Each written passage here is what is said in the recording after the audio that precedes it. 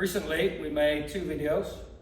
One about Jodan Uke, the high or rising block, and one about Chudan Yoko Uke or Chudan Yoko Sotuke, the middle level block. And of course, as always, we got lots of positive feedback on the videos. The idea was just to have a simple breakdown of how to do the very most basic movement.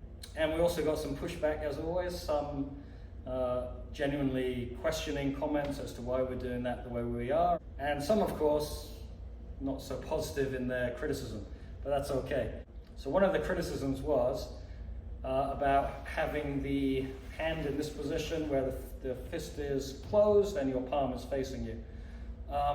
Can I just say that the person who questioned that said it's not a natural position. Well, anytime I'm going to bring my hands up to protect, it actually is a very natural position. I tend to have my palms facing me, or if I'm coming up to the side this way, I will have my palm facing me, whether I make a fist or not. The other thing, though, of course, is that this is just a very simple, basic movement. I can have my hands orientated in any position. And in the kata of Goju in particular, you have your hand in a variety of positions where it can be anything from that position to sideways on, the wrist bent like this, so many different ways of doing it. The other criticism we got was when you block Chudan level, you only cover this little area here, so you don't raise your fist up to head level.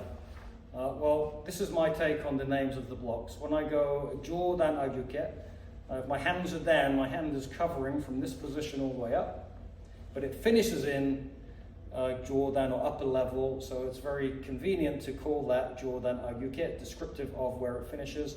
And Chudan Uke, same thing with my hands here, my hand's going to come up.